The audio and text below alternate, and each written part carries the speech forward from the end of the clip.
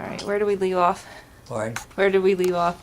I can't hear. I said, where did we leave off? We left off, I think we were talking about my grandfather's house Oh, in yeah. Oaks. When we went to visit him. Mm-hmm. Is it running? Mm-hmm. Oh, okay. A couple stories about my grandfather and my dad. He must have liked my dad because he used to tease him. One day he drew a line in the road and told my father that he was wanted to race him, and he got him laid out the grounds that he was going to race him on. Little beknownst to my father did he know that there was a shortcut path halfway around where they were going to run. So he challenged him to a race, and him being about 35 years older than my father, figured he'd pull a couple fast ones. So they started off and they ran and they ran and they ran, and pretty soon my grandfather took the shortcut and stand at the finish line when my dad comes puffing up and puffing up. And he said, "Where were you, John?" He said, "I've been here for a while." And he said, "Yeah, but you never passed me." He said, "How'd you get here?" And he said, "Oh," he said, "you didn't see me when I passed." He said, "I was going so fast." So that was the one story. And the other story, he had a pool table in his rec room. And in the pool table, he challenged my dad to shoot pool. And they were pretty good at shooting it. But every once in a while, they had to play an 8-ball and different balls. My grandfather would steal the balls off the table and put them in the pockets. So my father didn't have a chance. There were a couple of stories my mom told about. They may not be funny, but they were funny to the kids. Yeah. And we used to go up to my grandfather's house, and I guess he came down and picked us up and took us to there. But when he did, we go up about, I don't know, every couple months, and my dad would get a 5-gallon jug of raw alcohol and put it under the back seat. And of course, with all these kids and his wife and him in the car, there's no chances of being stopped by the police. So my grandfather used to mix the raw alcohol and make his. He was a big entertainer, my father. He's a good grandfather. He was a good golfer. He was very social with the local gentry. Okay, that's so much for the country living.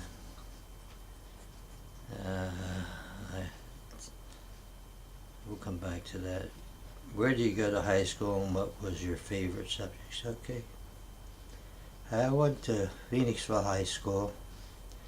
Out of St. Alice's, I went to St. Alice's to the 8th grade, and then I went over to Phoenixville High School. Alice's. You didn't go to St. Pardon? Alice. You didn't I go mean, to- not St. Alice's. Sorry. What? I can't think of the name. St. Anne's? Huh? St. Anne's? Oh, St. Anne's in Phoenixville. So to the 8th grade, then I went to Phoenixville. I should have gone to Westchester or to West Catholic, but to get down there, you had to take the train, and we didn't have the money for transportation, so I had to go to Phoenixville. And in Phoenixville, my favorite subject, I guess, was always math. I had algebra in the 7th and 8th grade, and geometry in 8th grade. I used to do all the football teams' math for them, so that they wouldn't have to miss their sport. What sports did I play? Well, I played football, it was and then in those days it wasn't called a split end or a tight end. It was just you were an end, and but you did catch passes and you had to be pretty fast. But most of this football was a single wing, and it was pretty much of a running game. But every once in a while we'd throw some passes. I played baseball. I was a catcher the first year, but my hands got beat up from these guys pitching so poorly that I switched from there to right field and first base. Because in Phoenixville, if you played football, you automatically was on the basketball team. So I played basketball also. But basketball was a different sport in those days. It was more defense and offense, but it was a lot of fun. I also had a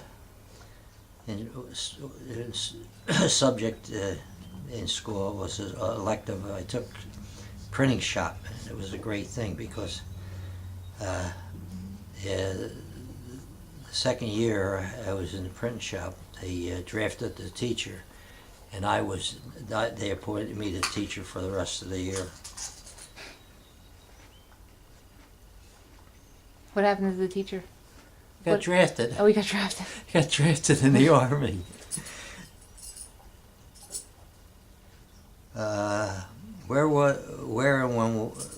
When and where do you hear about the bombing of Pearl Harbor? Well, we went to church that morning, Sunday morning, December the 8th, Sunday morning. We came home, and of course we always put on the radio to see what news was going on, and we got the news that the bombing of Pearl Harbor. Of course, it was everywhere. People come out of our houses and said we're going to war, and I mean it was unbelievable. It was just panic, and we knew that we now had to go to war with Japan. Did you think you were going to go to war anyway? Well, yeah. Well, eventually we knew we were going to go to war. I guess we were in a war with Germany then. No. No, not yet. But yeah, we knew we were. Eventually, we were going to go to war. But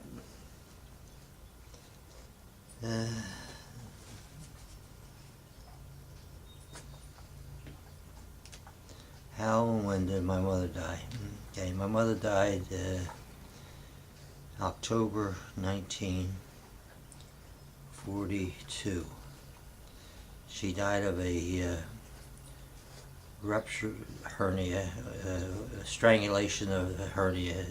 She had a hernia all of her life because I guess the children be so close together, and in those days they didn't fix hernias like they do today. And eventually she went up and she told us one morning, and well, she called us home from work, and she about 10 o'clock in the morning, and me and Bill were working, and we went in, and she said she was going to die. She said, get the two children out of school, Rich and Dolores. And then she said to us, if you don't want to see me die, you can get out and you can leave the room. And we got to Dolores and Rich, and they went up and they kissed her and thing. He told them the same thing, and we called the doctor, and before the doctor got there, she was dead. Wow.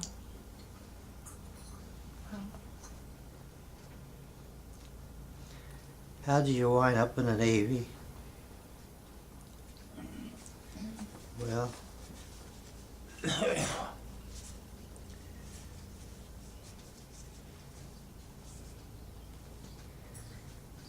just running like a faucet again tonight.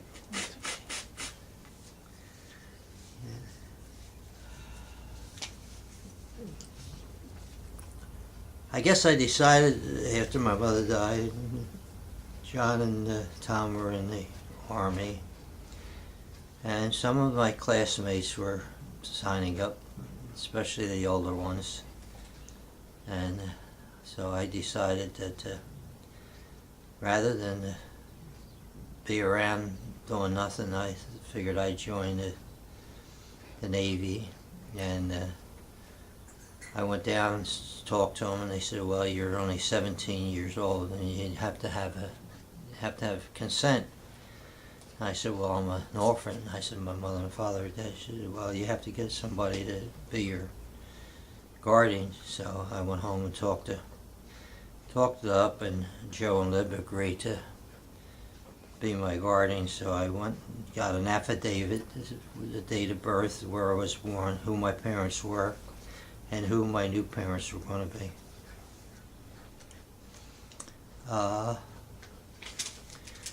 I went down and with that, and I enlisted, and they told me I was going to leave early March of '43, and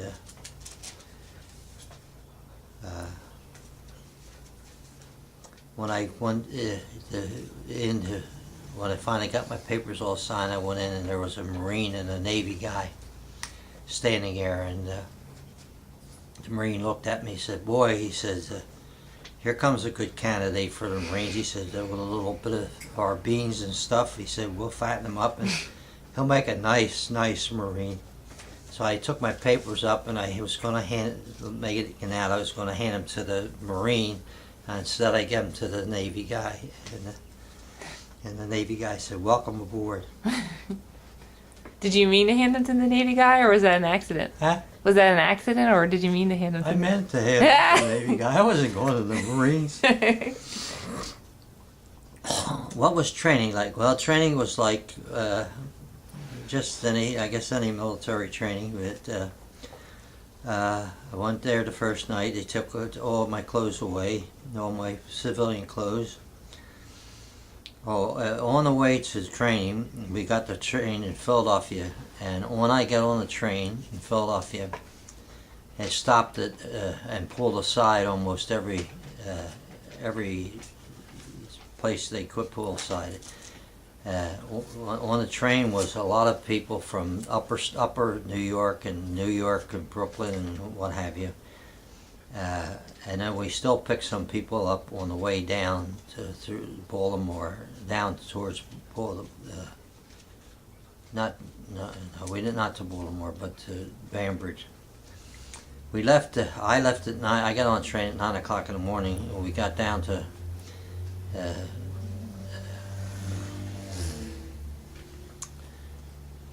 Cambridge. well, it wasn't Bainbridge. I want the name of the town. Well, anyhow, we got to where we were going to Bainbridge, and the train stopped and unloaded, and there was a lot of Navy vans and Navy trucks down there, trailers, and they loaded us in and took us to the Navy base, recruit barracks, and as I say, they took all our clothes away and gave us dungarees, socks, new shoes, a white hat, and a Navy work shirt. Went to bed that night, and we went into the chow hall, and they had one of my favorite dinners, which was spaghetti, which I didn't like. And they say my mother made the best spaghetti in the world, and I would never eat it. So I didn't have much that night for dinner. I had an orange and something else, I forget. But one of the guys that I went to school with was behind the thing. He was a cook at Kelly, and we had our greetings, and he was glad to see me, and so we went to our barracks and checked in. Next morning, 5 o'clock, reveille. So we get up and went to the inn, washed and shaved, and brushed our teeth. Went to the chow hall, got breakfast, came back, went over and got our full supplies and told us, and our assigned to a barracks and our locker, and we told us, give us instructions how to put all the clothes in the locker. Everything had a place, and everything what should be in the place, because when they came through for inspection, they made sure that everything was where it should be. Then we went and got our shots, about a half a day of shots. And then we went and they took us out in the parade ground and we did some marching, and we went back to the barracks. And they looked us over. Marching was done with fake guns, no real guns. Then we got assigned to a barracks, and then you had a choice. You could have an upper bunk or a lower bunk, and I preferred the upper bunk because I didn't want any big guy sleeping over top of me. So, and we had to fall out every morning and every night and for inspection. Then we started our training. The next day, first they went through and they found out what your abilities were, and they made me a first platoon leader, and they gave me what they call a square knot admiral, which was 3 stripes on your sleeve, so that they know that you were the platoon leader. Most of the people that trained, most of the people which were our commanders were enlisted men, usually sport athletes like basketball players or football players or something. They were in, and they were the guys that did most of our, like a commanding guy of the barracks. Were they professional? Huh? Were they professional athletes? Yes.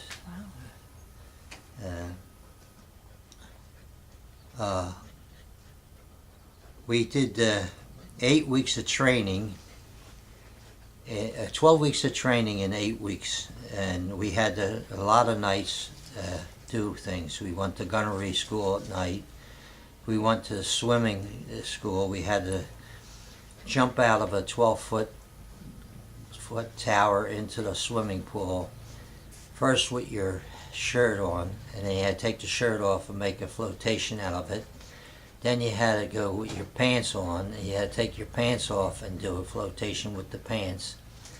So, Wow. and then you had How do you do that? Do you blow it up? You tie it and blow you it? tie them and put them on the air, put them down over the water, and the air fills them up, and then you tie them at the top bottom.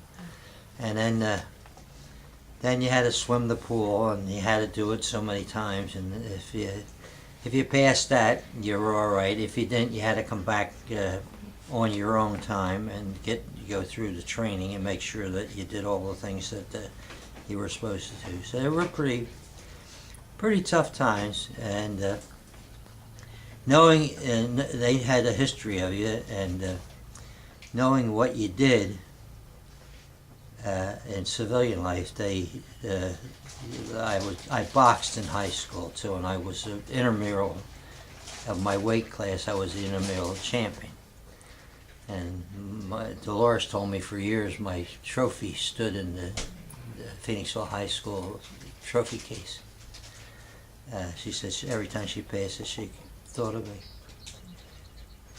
So when they found out about this, Friday night was their entertainment of the guys that could participate. Some nights I played basketball Friday nights with, and one of the guys I played with was a professional, was Joe Fultz. He played for the early Sixers. What they weren't called 76ers or Warriors? They weren't called the Warriors, Before or that? some other name when they first started. I guess it might have been the Warriors. And he played for them, and I was on his team, and they kind of like choose up and picked you. But again, basketball wasn't like it was today. It was more defensive than it is offensive. Opens. I can't. Let's see what else I did. I played basketball and I boxed. I boxed a number of times because they thought that, I guess, the guys liked the boxing, all the spectators, the other recruits. While in training, we had a guy from Brooklyn. He looked like one of the Dead End kids, Muggsy, and he acted like him almost. And so every Friday night, we missed him. I said, "Muggsy, where were you Friday night?" He said, "Well," he said, "I've been here," he said, "for 4 weeks." He said, "I hadn't had a drink." And he said, so he said, "I go to the Jewish services and I get the wine." And then we had another guy that was had a photographic memory. You could take a deck of cards and pick the cards up, and he would read the cards. He'd look at the deck of cards and then he'd read them backwards to you. Yeah. He'd take the cards, not the whole deck, but a number of them. And he could spell faster backwards than most people could spell forward. Wow. He was really great. Then we had one guy that had bad teeth. And they pulled all these teeth. So for one day the uppers and the next day the lowers. And we called him the gummer's mate. The guy was sick for a couple of days with his teeth. I bet. We went also in the training. We went on. We did the obstacle course. We went down to the river and did the whale boats, rowing the whale boats. Went down all day. We took a box lunch. We ate down there with the box lunch. Spent all day. It was kind of March wasn't bad, but we had a couple of hot days. And then one day you're the commander runner. You get thing, and then you do night watches. 4 hours on, 4 hours off, and you call a fire watch. And so when a boot camp was over, the company fell out and they gave us our orders. They told us that there were 2 guys that had to fall out. First was an N and an O, O'Malley and Novak. We fell out and they said, "You 2 guys are going someplace else, so we go over to the company commander and you'll get your orders." Mm-hmm. And the rest of you guys are going to Amphibs down in Two Rivers, Virginia. And the Amphibs was a big time, but I didn't understand at the time, but I do now, that they were getting ready for the invasion of Europe, and they needed all these amphibious guys to do the LST, the LCIs, and what have you, to take the guys ashore. So you were that close to going to Normandy. So you were that close to going to Normandy. You were that close. You almost went to Normandy? Yeah. Oh, yeah. But we were sent to